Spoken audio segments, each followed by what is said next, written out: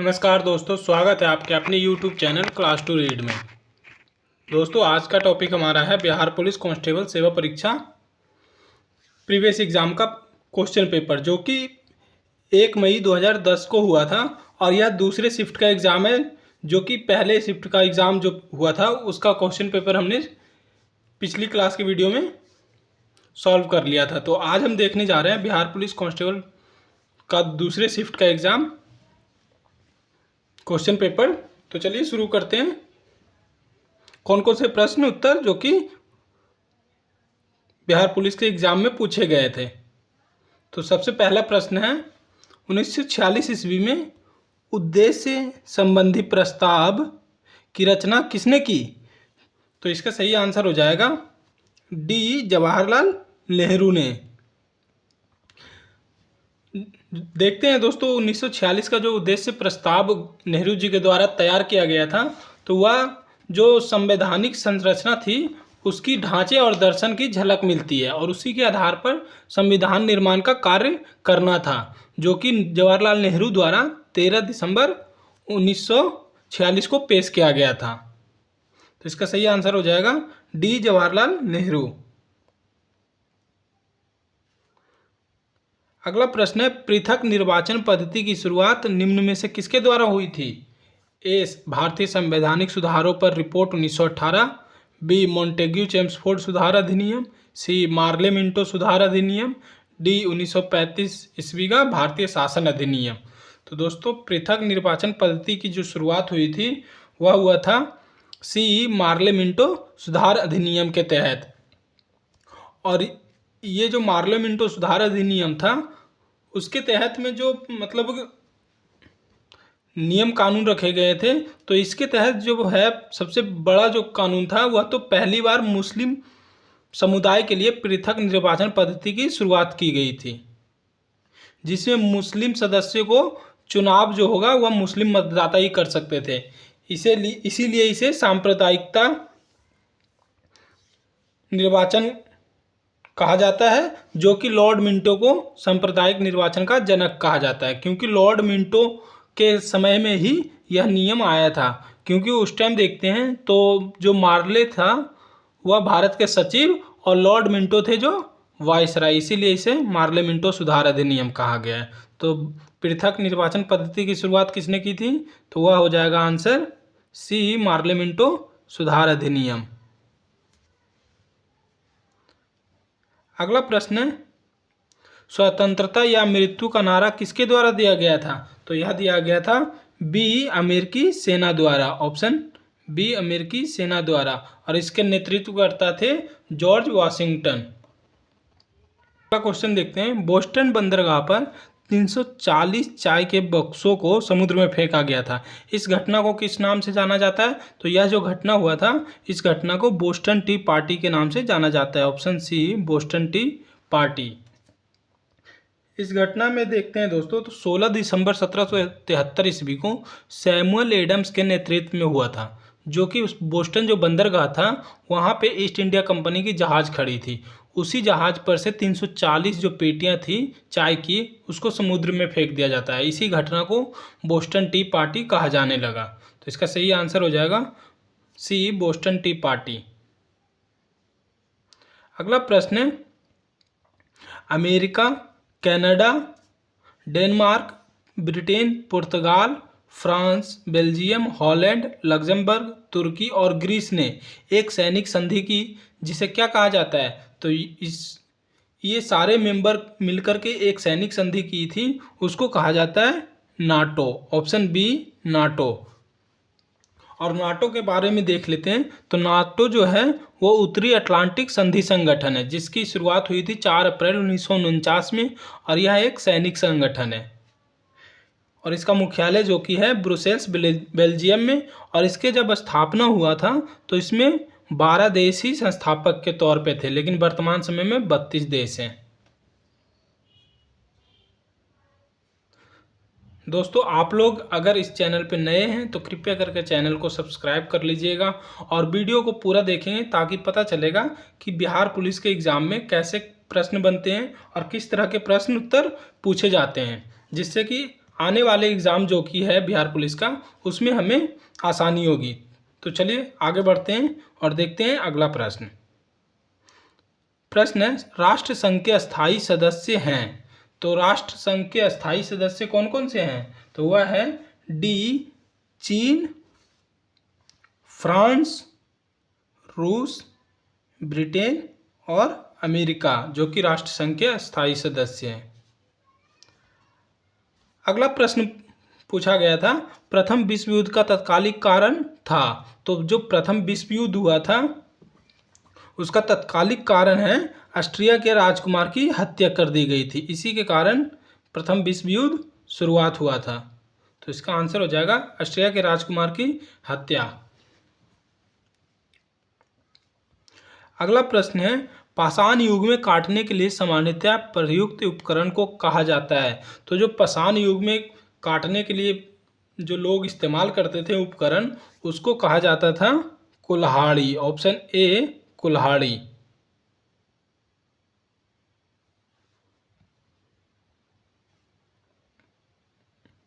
अगला प्रश्न है, गुप्त काल के प्रसिद्ध गणितज्ञ थे। तो गुप्त काल में जो प्रसिद्ध गणितज्ञ थे दोस्तों, इसका सही आंसर हो जाएगा सी बराहमिहिर, जो कि गुप्त काल के समय में बहुत ही प्रख्यात गणितज्ञ थे। इसी तरह से नेक्स्ट प्रश्न आया था जो कि बिहार पुलिस के 2010 के एग्जाम में आया था। तो वह है, अलाई दरवाज़ा किसके शासनकाल में बना था? तो अलाई जो दरवाज़ा बना था वह बना था अलाउद्दीन खिलजी के शासनकाल में। Option C Alauddin Khilji. अगला प्रश्न है, राजा राम मोहन राय द्वारा चलाया गया सुधार आंदोलन था। तो जो राजा राम मोहन राय ने सुधार आंदोलन चलाया था, वो आंदोलन का नाम था ब्रह्म समाज। ऑप्शन डी ब्रह्म समाज, जो कि राजा राम मोहन राय द्वारा 1828 ईस्वी में इसकी शुरुआत की गई थी। और यही इसकी जो शुरुआत हुई थी वह ब्रह्म सभा के नाम से हुआ था और आगे चल करके ये ब्रह्म समाज कहलाने लगा।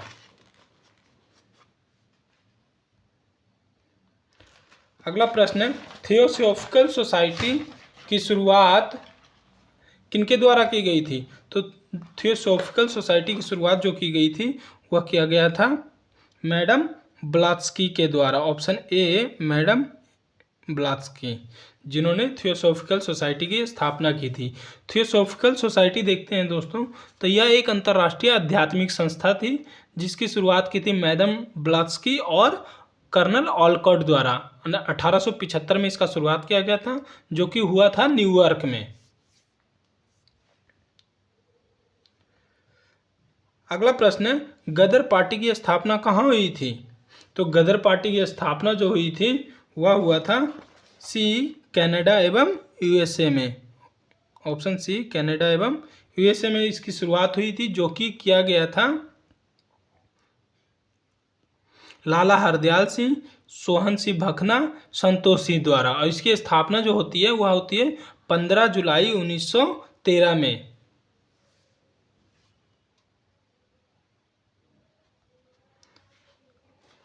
अगला प्रश्न है, महात्मा गांधी ने भारत वर्ष में पहला सत्याग्रह कहाँ प्रारंभ किया था?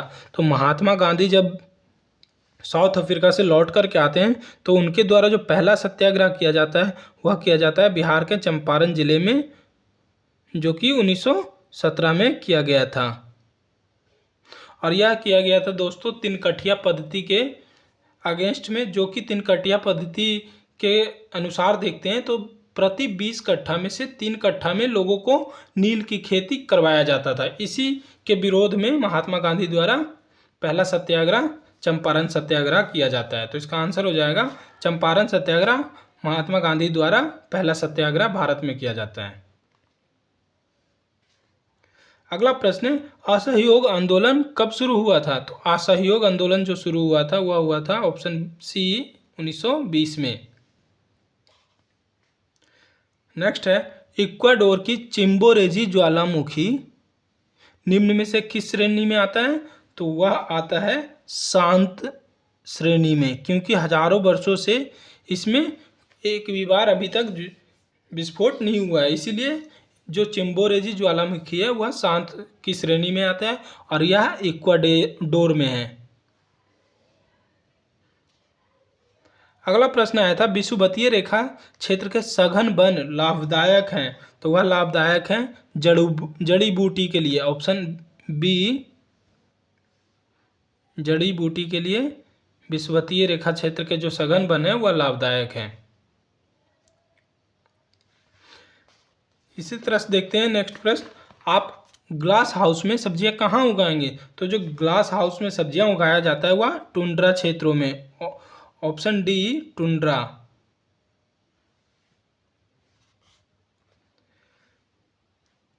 विषुवत रेखा के समीप तापमान सबसे अधिक होता है, क्यों? क्योंकि ताप छोटे क्षेत्र में केंद्रित होता है। इसका यही कारण है कि विषुवत रेखा के समीप जो भी क्षेत्र आते हैं वहाँ तापमान सबसे अधिक होता है। तो इसका सही आंसर हो जाएगा ताप छोटे क्षेत्र में केंद्रित होता है।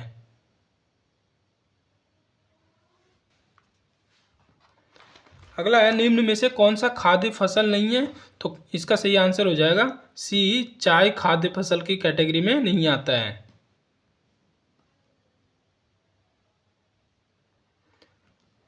अगला प्रश्न आया था निम्नलिखित में से कौन सा कारक विषम जलवायु प्रकार के लिए मुख्यतः उत्तरदायी है? तो वह जो उत्तरदायी के कारण है वह है सागर से दूरी के कारण। ऑप्शन सी सागर से दूरी के कारण विषम जलवायु होने का कारण है।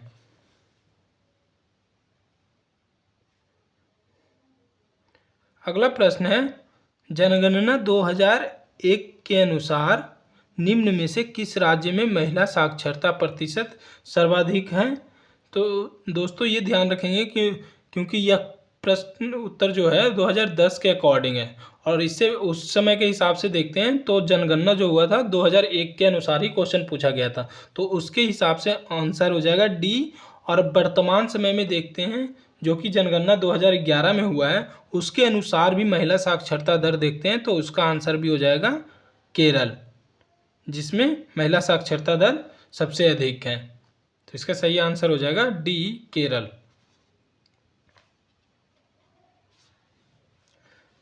अगला है लिग्नाइट किस प्रकार का कोयला है? तो लिग्नाइट जो कोयला है वह निम्न स्तर का है, डी निम्न स्तर। अगला प्रश्न आया था दोस्तों गेहूं किस जलवायु की फसल है? तो गेहूं जो जलवायु किस जलवायु में सबसे अच्छी होती है? तो वह होता है डी शीतोष्ण जलवायु में।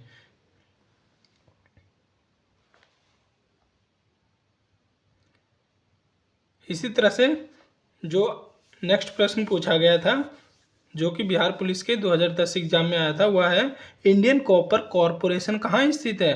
तो यह स्थित है घाटशिला। इसका सही आंसर हो जाएगा घाटशिला में इंडियन कॉपर कॉरपोरेशन है। निम्नलिखित में से कौन सा राज्य गेहूं के उत्पादन में प्रथम स्थान रखता है? तो जो गेहूं में प्रथम स्थान रखता है वह राज्य है उत्तर प्रदेश। ऑप्शन ए उत्तर प्रदेश गेहूं उत्पादन में प्रथम है। अगला है वायुमंडल की वह परत जो पृथ्वी पर रेडियो प्रसारण के लिए उत्तरदायी है।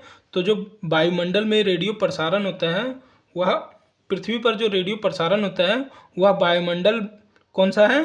तो वह है आयनमंडल के कारण। ऑप्शन सी आयनमंडल। अगला प्रश्न आया था स्टेलेक्टाइट स्थलाकृति का निर्माण होता है। तो स्टेलेक्टाइट स्थलाकृति का निर्माण जो होता है वह होता है भूमिगत जल द्वारा। ऑप्शन बी भूमिगत जल द्वारा स्टेलेक्टाइट स्थलाकृति का निर्माण होता है।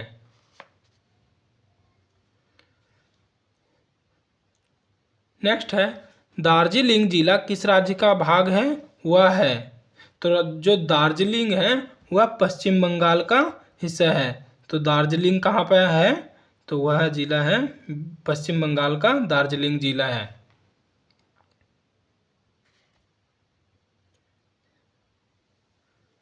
अगला प्रश्न आया था दोस्तों विधान परिषद के सदस्य का कार्यकाल क्या है? तो जो विधान परिषद का सदस्यों का कार्यकाल होता है वह 6 वर्षों का कार्यकाल होता है। ऑप्शन बी 6 वर्ष।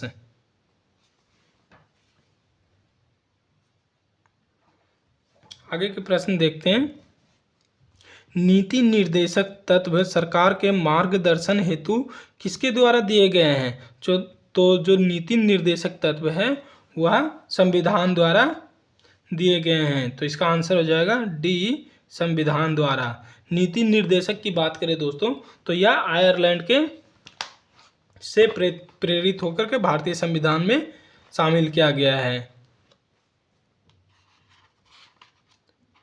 अगला प्रश्न है, पंचायती राज संस्थाओं के जिला स्तर पर, पंचायती राज जो है वह जिला स्तर पर सर्वोच्च अंग का नाम क्या है? तो वह है जिला परिषद। ऑप्शन बी, जिला परिषद जिला स्तर पर पंचायती राज का सर्वोच्च अंग है।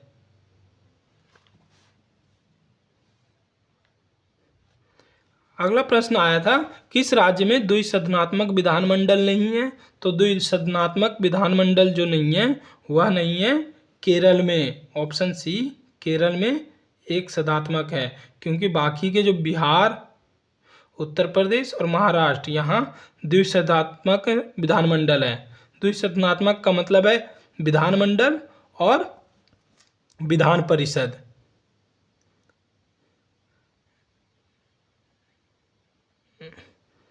विधानमंडल और विधान परिषद। तो इसका सही आंसर हो जाएगा केरल में द्विसदनात्मक विधानमंडल नहीं है। अगला प्रश्न आया था दोस्तों, पंचशील निम्न देशों के बीच में समझौता हुआ था। तो जो पंचशील हुआ था वह समझौता हुआ था भारत और चीन के बीच में। आंसर हो जाएगा सी, भारत और चीन के बीच का समझौता पंचशील समझौता है। अगला प्रश्न आया था, संयुक्त राष्ट्र संघ में अमेरिका, ब्रिटेन, फ्रांस, सोवियत संघ और चीन अस्थायी सदस्य हैं। तो वह जो अस्थायी सदस्य हैं वह है सुरक्षा परिषद के। ऑप्शन डी, सुरक्षा परिषद के ये 5 सदस्य अस्थायी सदस्य हैं, जिसमें है अमेरिका, ब्रिटेन, फ्रांस, रूस और चीन। अगला प्रश्न आया था, भारत ने एक समझौते के तहत संयुक्त राष्ट्र को अपनी कौन सी सेना भेजने पर सहमति दी थी? तो वह है भारतीय शांति सेना के तहत। ऑप्शन डी, भारतीय शांति सेना। इसी तरह से अगला प्रश्न आया था, प्रत्यक्ष प्रजातंत्र का अस्तित्व किस देश में है? ए, ग्रेट ब्रिटेन, बी, संयुक्त राज्य अमेरिका, सी, स्विट्जरलैंड, डी, फ्रांस। तो जो प्रत्यक्ष प्रजातंत्र का अस्तित्व है वह है सी, स्विट्जरलैंड में। अगला प्रश्न है, सार्क में मुख्य भूमिका निभाने वाला देश है। तो इसका सही आंसर हो जाएगा सी, भारत। सार्क में के बारे में देखते हैं दोस्तों। तो इसका जो मुख्यालय आता है वह आता है काठमांडू में, और इसकी स्थापना की गई थी 1985 ईस्वी में। अगला प्रश्न है, अनुच्छेद 19 के अंतर्गत कौन सा स्वतंत्रता का अधिकार नहीं है? तो वह है व्यक्तिगत स्वतंत्रता का अधिकार। अनुच्छेद 19 के अंतर्गत नहीं आता है। तो इसका सही आंसर हो जाएगा सी, व्यक्तिगत स्वतंत्रता का अधिकार। अगला प्रश्न है, निम्नलिखित में से कौन सी भारतीय संविधान की विशेषता नहीं है? तो भारतीय संविधान की विशेषता जो नहीं है वह है एक अलिखित। ऑप्शन बी, ऑप्शन बी, एक अलिखित संविधान। यह विशेषता नहीं है, क्योंकि भारतीय संविधान लिखित संविधान है।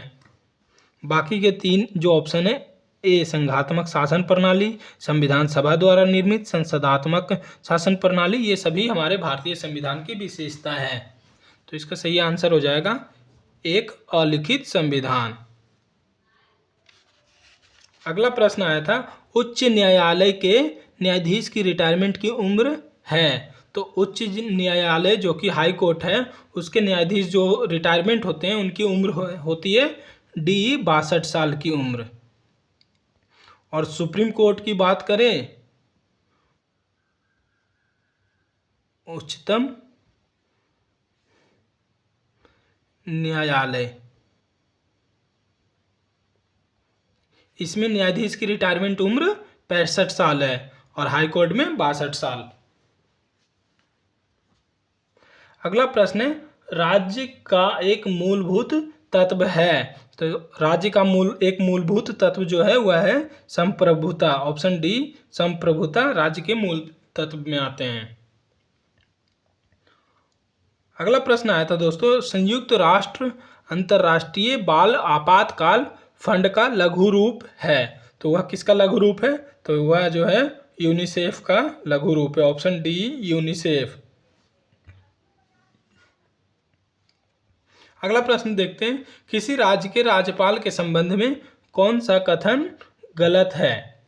ये ध्यान रखेंगे, यहाँ पे गलत कथन पूछ रहा है। जो हो जाएगा इसका आंसर, राज्यपाल का चुनाव संसद करती है। यह राज्यपाल के बारे में गलत कथन है, क्योंकि राज्यपाल का चुनाव संसद नहीं करती है। ऑप्शन बी, राज्यपाल का चुनाव संसद करती है, यह गलत कथन है। अगला प्रश्न है, तरंगे जो कि धातुओं में संचारित होती हैं तो जो तरंगे धातुओं में संचारित होती हैं वह अनुदैर्ध्य और अनुप्रस्थ दोनों हैं। तो इसका सही आंसर हो जाएगा ऑप्शन सी, ए और बी दोनों।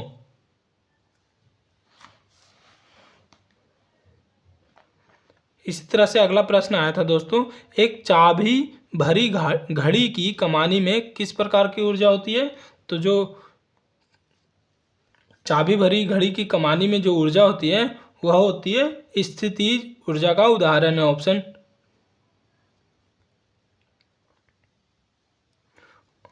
ऑप्शन बी, स्थितिज ऊर्जा। अगला प्रश्न है, एक रॉकेट जिस सिद्धांत पर कार्य करता है वह है। तो वह है सी, गति का तृतीय नियम पर रॉकेट का सिद्धांत कार्य करता है। ऑप्शन सी, गति का तीसरा नियम।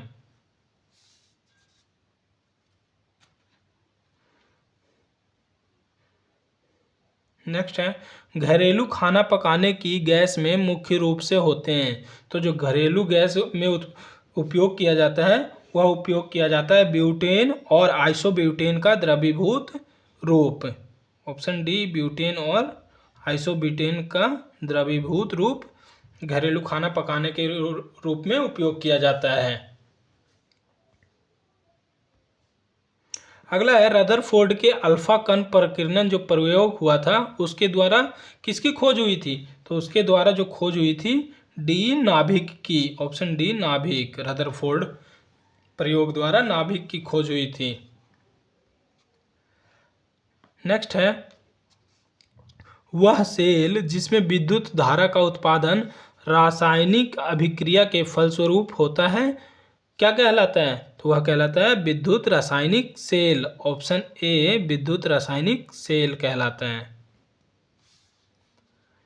इसी तरह से नेक्स्ट प्रश्न देखते हैं, समांगी जिसे सदृश मिश्रण का उदाहरण है। तो जो समांगी मिश्रण का उदाहरण है वह है ए, गन पाउडर।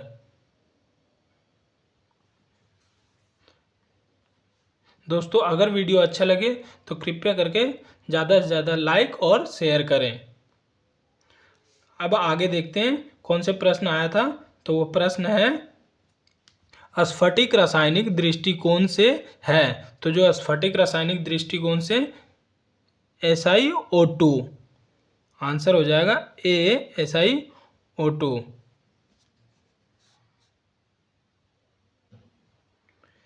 नेक्स्ट प्रश्न आया था, जब मैग्नीशियम और क्लोरीन के बीच अभिक्रिया होती है तब क्या होता है? तो तब प्रत्येक मैग्नीशियम परमाणु 2 इलेक्ट्रॉनों का त्याग करता है। ऑप्शन डी, प्रत्येक मैग्नीशियम परमाणु 2 इलेक्ट्रॉनों का त्याग करता है। और यह कब होता है? जब मैग्नीशियम और क्लोरीन के बीच में अभिक्रिया होता है।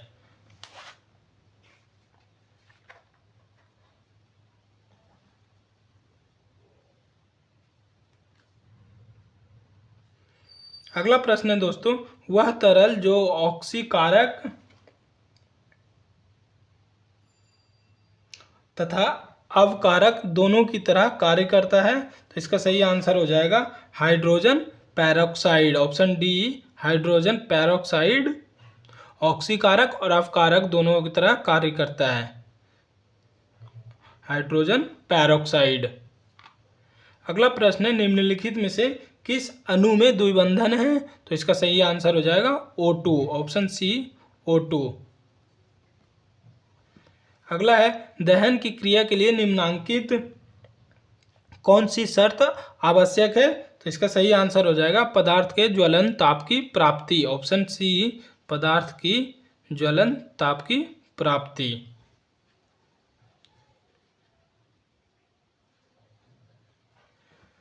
प्रकाश संश्लेषण की दर अधिकतम होती है, तो प्रकाश संश्लेषण की जो दर अधिकतम होती है वह लाल रंग के प्रकाश में, ऑप्शन सी लाल रंग के प्रकाश में। अगला है, एक पौधे पर दूसरा उगने वाला पौधा कहलाता है, तो वह कहलाता है डी एपीफाइट। एम्फीबियंस, तो एम्फीबियंस किसे कहते हैं? जो जल और थल दोनों में समान रूप से रहते हैं, एम्फीबियंस कहलाते हैं। निम्नलिखित में से कौन पौधों में उत्सर्जन का एक उप उत्पाद नहीं है? तो वह जो है, इसका आंसर हो जाएगा सी यूरिक एसिड।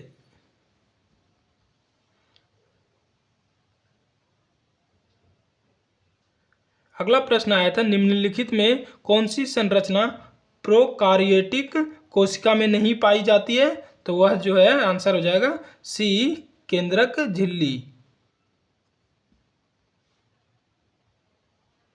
अगला है, फसलों में डीडीटी के छिड़काव से प्रदूषित होता है, तो जो डीडीटी केमिकल छिड़काव किया जाता है फसलों पर, उससे वायु, मृदा तथा जल सभी प्रदूषित होते हैं। आंसर हो जाएगा बी वायु, मृदा तथा जल।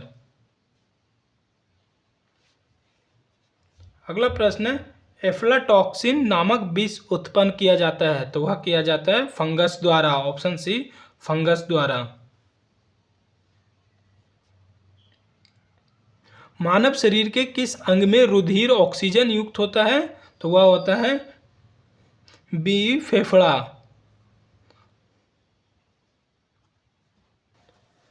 तो दोस्तों, आज हमने जो 2010 के सेकंड शिफ्ट का एग्ज़ाम आया था बिहार पुलिस से रिलेटेड, वो सारे प्रश्न उत्तर हमने आज इस वीडियो के माध्यम से करा है। आगे आने वाले वीडियो में इसी तरह के प्रीवियस ईयर एग्ज़ाम के प्रश्न उत्तर करवाए जाएंगे, तो कृपया करके चैनल को ज़्यादा से ज़्यादा सब्सक्राइब, लाइक एंड शेयर करें। Thank you.